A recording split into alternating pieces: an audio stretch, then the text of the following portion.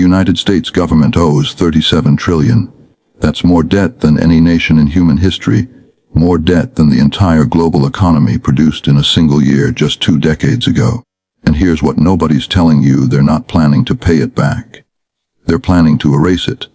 Not through default, not through austerity, not through higher taxes. Through devaluation, strategic, calculated, invisible theft of purchasing power from everyone holding dollars. And the mechanism they're using is something most people think is separate from government, crypto, and gold. You're watching the US government execute the most sophisticated debt elimination strategy ever attempted. They're building a parallel financial system, accumulating strategic reserves in Bitcoin and gold, preparing to revalue those assets at multiples of current prices, and using that revaluation to technically balance a debt that's mathematically unpayable. But here's the part that should terrify you. When they revalue gold and crypto upward, they're simultaneously devaluing the dollar downward. Every dollar you hold loses purchasing power. Every bond you own becomes worthless. Every savings account evaporates in real terms. You're about to be robbed, legally, quietly, completely. And most people won't even realize it happened until it's too late. Government debt is not like household debt. When you owe money, you have to pay it back with real value. But governments control the currency. They can redefine what a dollar is worth. They can revalue the assets on their balance sheet. They can make debt disappear without ever paying it. This is called a monetary reset, and it has happened repeatedly throughout history. In 1933, the United States was drowning in debt from World War I and the Great Depression. The economy was collapsing, deflation was destroying everything, and President Franklin Roosevelt did something radical. He revalued gold by 69% overnight. He first confiscated it through Executive Order 6102, paying citizens $20.67 per ounce. After the government collected the nation's gold, Roosevelt raised the price to $35 per ounce. The government instantly created billions in new value, while citizens holding dollars lost purchasing power through the inflation that followed. It was wealth transfer disguised as policy. This is not ancient history. It is the playpening again. The U.S. owes $37 trillion. The debt to GDP ratio is 132%. Interest payments alone exceed $1.2 trillion per year and will hit $1.8 trillion by 2027 if rates stay elevated. No country can tax its way out of this. No country can cut spending enough. The only option is devaluation. But printing money creates obvious inflation, so they need a method that looks legitimate, something that looks like smart policy. Enter Bitcoin and gold. In 2025, the U.S. established a strategic Bitcoin reserve. The government already holds seized Bitcoin, about 210,000 coins, but new policy allows them to acquire much more, quietly, through seizures, fines, and potentially mining. The goal is not to accumulate Bitcoin at current prices. It is to accumulate before revaluing it.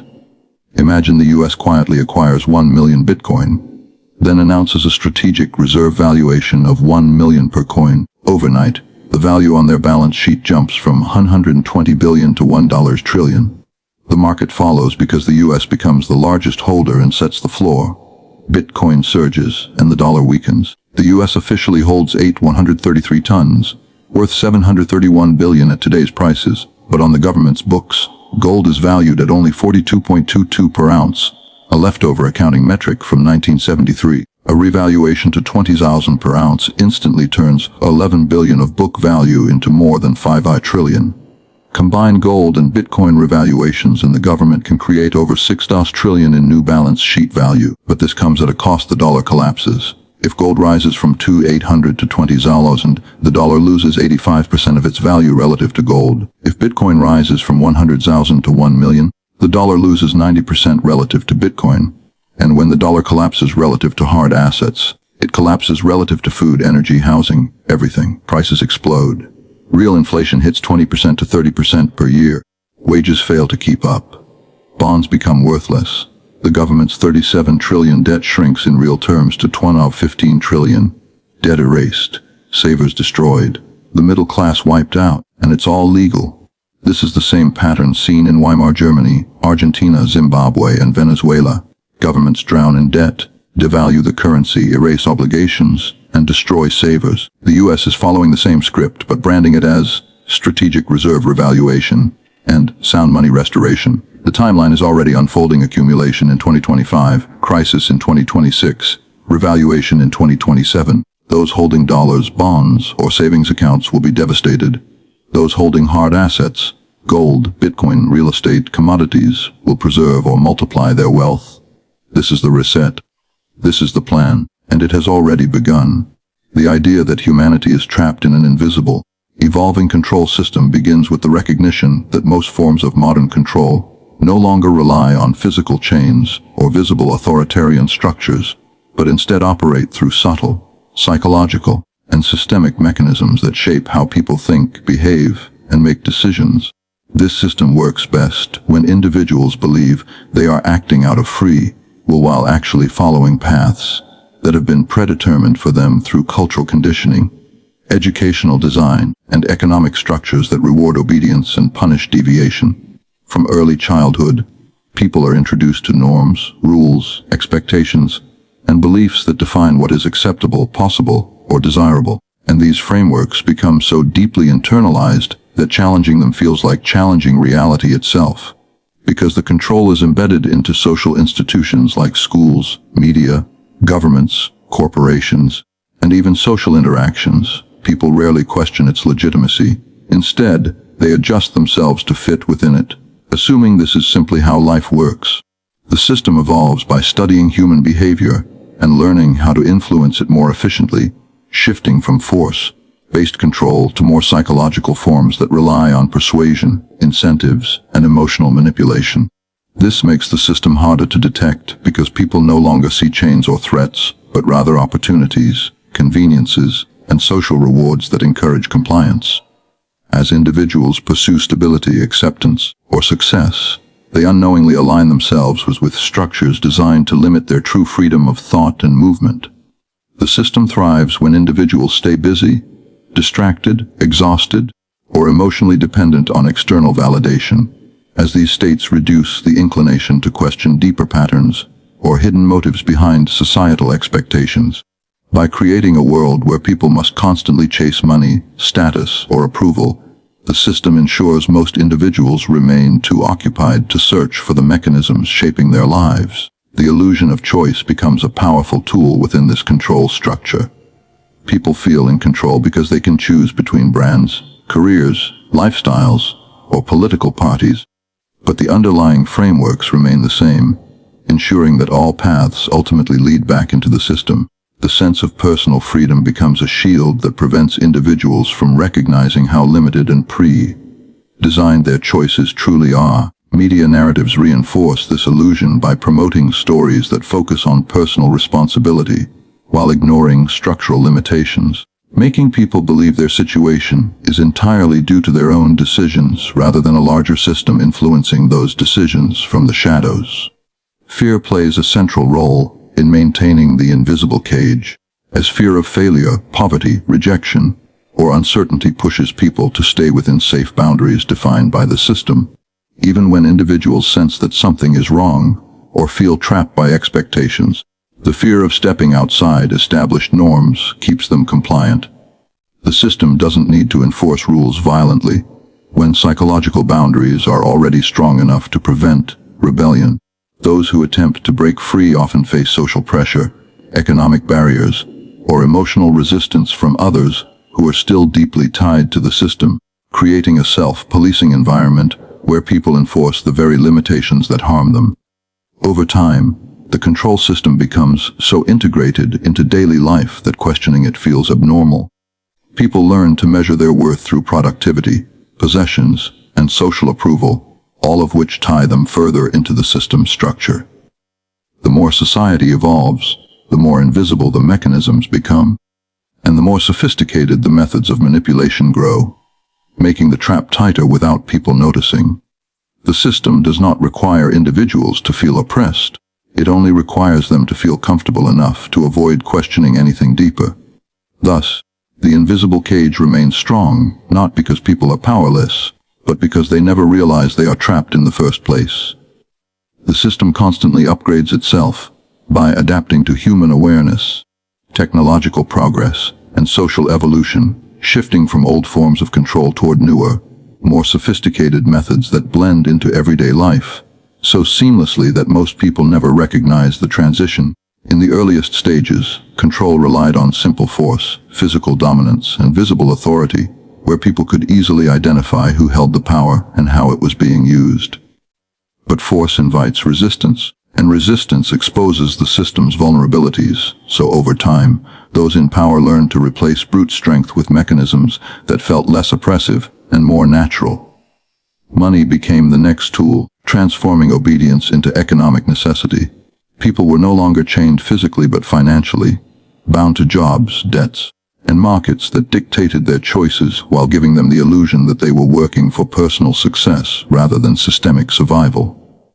As society grew more complex, the system evolved again, shifting from economic control into psychological control. This version targeted the mind rather than the body, using education, media, and social norms to shape how people think long before they can even question the source of those thoughts. Ideas about success, happiness, morality, and purpose became influenced by carefully crafted narratives that guide populations toward predictable behavior. The system learned that controlling beliefs is far more effective than controlling bodies if people internalize limiting beliefs. The system doesn't need to enforce restrictions, because individuals enforce them upon themselves. This psychological phase of control is more powerful because it hides within culture, language, entertainment, and even personal identity, making it nearly impossible to separate genuine desires from programmed ones. With the rise of technology, the system entered an even more advanced stage where control became not just psychological but data-driven and algorithmic. Instead of guessing human behavior, the system could now measure it, track it, and predict it with precision.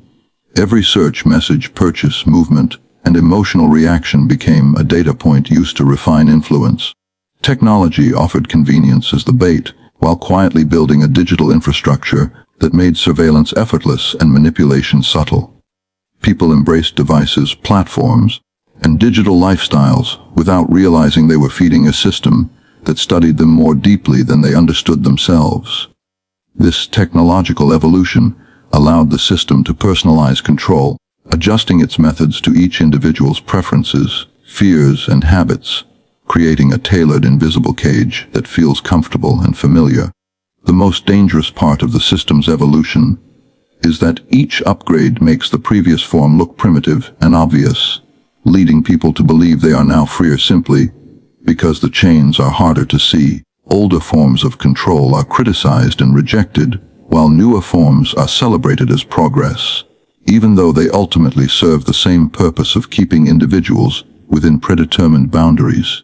The system's intelligence lies in its ability to evolve faster than people's awareness of it, always staying one step ahead, always becoming more subtle as people become more conscious. Every time humans learn to recognize a form of manipulation, the system adapts, using new tools, new narratives, and new structures that feel modern, rational, or beneficial. Because this evolution is gradual, people adapt to each stage without noticing the cumulative effect. What once would have been seen as intrusive or authoritarian becomes normalized as part of daily life. The system doesn't force adoption. It seduces with convenience, efficiency, status, or entertainment, making people willingly integrate the next version of control into their routines. Over time, the upgrades create a world where every action, choice, and belief is guided by a system that studies behavior more deeply than individuals study themselves. This evolution ensures that each new version of control becomes harder to detect, harder to resist, and harder to escape, not because the system is oppressive on the surface, but because it hides behind comfort, progress, and the illusion of freedom. Elites maintain power by constructing a world where illusions of freedom are constantly presented to the public, while the structures that shape real independence are quietly restricted, making people feel empowered even as their autonomy is gradually reduced. This strategy begins with creating narratives that celebrate choice, opportunity, and individuality so strongly that people become emotionally convinced they live in a fair system, even when evidence shows otherwise. By feeding these illusions, the elites ensure that the majority does not question the deeper mechanisms that shape society. because questioning would require acknowledging that many of their beliefs, ambitions, and expectations were never truly their own. The system convinces people that success is purely a result of effort, that failure is personal, and that the rules are the same for everyone, while behind the scenes the structures are designed to prevent most people from ever reaching true independence. The illusion becomes the tool, and belief becomes the prison. Debt is one of the most powerful structural tools used to maintain this illusion. It promises opportunity while binding individuals to lifelong financial obligations that dictate their decisions, limit their risks, and keep them tied to the system for decades. Student loans promise education, mortgages promise security, credit promises comfort, but each one quietly narrows the range of choices available to an individual. People do not realize they have been trapped, because the cage is wrapped in the language of progress and stability. The elites benefit from a society where most people are too burdened, busy, or financially dependent to challenge the system that benefits the few at the top. The deeper the dependency grows, the more people accept the conditions as normal or inevitable. Distractions are another tool that ensures populations remain passive while the architecture of control strengthens. Modern life is filled with endless entertainment, social media, consumer trends, and emotional conflicts that keep attention short and minds scattered. This ensures people rarely look beneath the surface or examine how power actually works. Every time society gets close to questioning the system, a new distraction emerges. Celebrity scandals, political drama, emotional debates, or manufactured crises, to pull focus away from the deeper issues. These distractions do not need to convince people of anything. They only need to keep them occupied long enough that they never ask the questions that matter. Meanwhile, the elites continue to shape laws, economies, and institutions in ways that secure their position without public resistance. Another powerful illusion is the idea of upward mobility, the belief that anyone can rise if they work hard enough. This belief keeps people striving, competing, and sacrificing even when the system is structurally designed to limit how far most individuals can go. By keeping the dream alive even falsely, the system prevents widespread dissatisfaction because people believe their breakthrough is just around the corner. This illusion is essential for maintaining stability. People who hope for change within the system rarely rebel against the system itself. Elites understand this and carefully craft success stories, motivational narratives, and cultural values that glorify achievement without revealing the mechanisms that make success accessible only to a very small portion of society. Engineered dependency extends beyond money into emotional and social realms. People become dependent on validation, acceptance, identity groups, and societal approval, all of which are shaped by structures that elites influence. By defining what is admirable, desirable, or respectable, the system controls behavior without force. People conform because they fear being excluded, judged, or abandoned, not because they fear punishment. The elites maintain control not by enforcing rules, but by designing the emotional environment in which people live. This ensures that individuals police themselves and each other, reducing the need for direct intervention. Ultimately, the power of the elites remains secure because the public is kept in a state of business, distraction, and hopeful compliance. They feed people just enough comfort, entertainment, and opportunity to prevent rebellion while keeping the real levers of autonomy, wealth, influence, and knowledge behind closed doors. The illusion becomes so convincing that most people never realize they are participating in a system that was never designed for them to win. And by the time they do, they are often too dependent on that system to ever break free.